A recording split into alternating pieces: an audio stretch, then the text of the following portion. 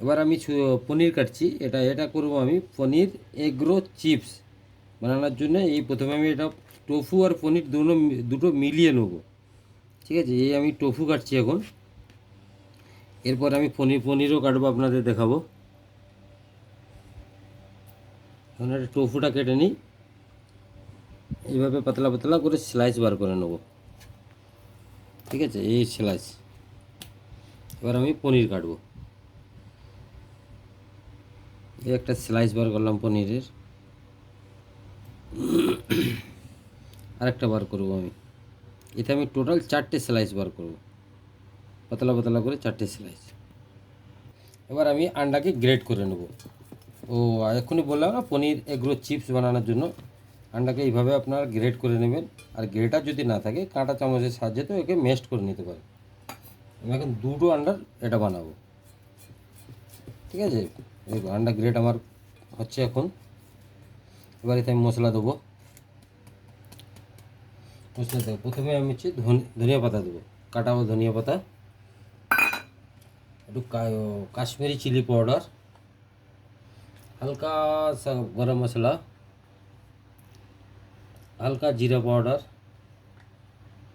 হালকা ধনিয়া পাউডার,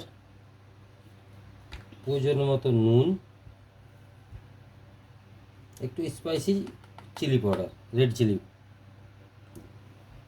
এতে দেবো এবার আমি হালকা येलो চিলি পাউডার, হালকা সা গার্লিক পাউডার, হালকা জিঞ্জার পাউডার, হালকা দেবো আমি এতে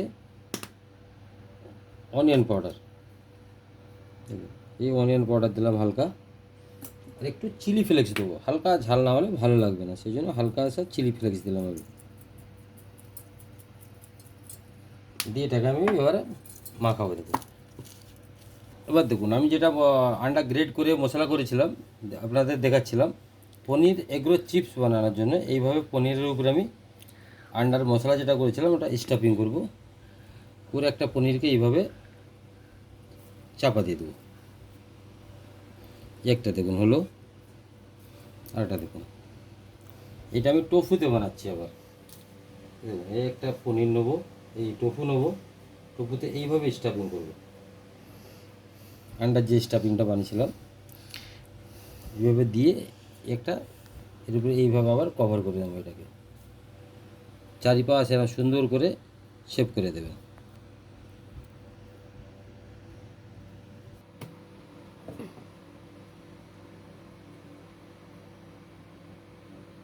আমি ব্যাটার বানিয়েছিলাম, এতে 3 চামচ কর্নফ্লাওয়ার আর 2 চামচ ময়দা আছে, প্রয়োজন মতো নুন আর একটু চিলি পাউডার দিচ্ছি। এইভাবে ঠিকটা রাখবে, এইভাবে রাখলে হয়ে যাবে এরকম। এবার আমি এতে যে পনিরটাকে আমি এবার এতে কোট করব, করে আমি ব্রেড গামে গিয়ে ওটাকে টেয়ে করব।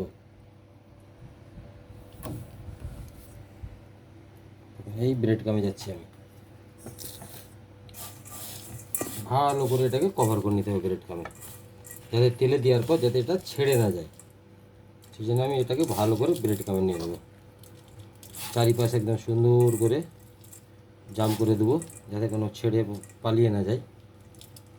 ঠিক আছে, এইভাবে আমি সব কটাকে করে নেবো।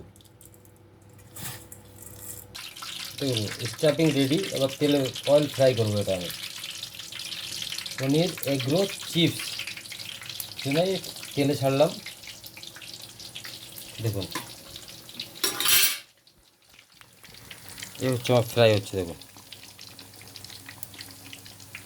ফ্রাইয়ের পর আবার আপনাকে দেখাবো ওটা কেমন ফ্রাই করতে হবে। ডিপ ফ্রাই তো অবশ্যই করতে হবে, কিন্তু গ্যাসটা একটু মিডিয়াম রেখে করলে সুবিধা হবে, নাহলে ভেতর পর্যন্ত ক্রিসপিনেসটা আসবে না। দেখুন আমার ফ্রাই হয়ে গেছে।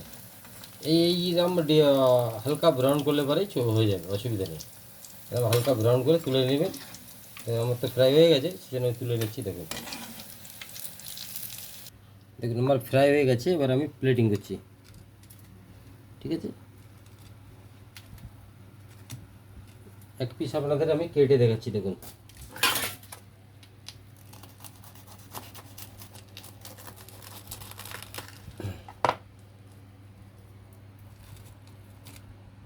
এইরকম হবে।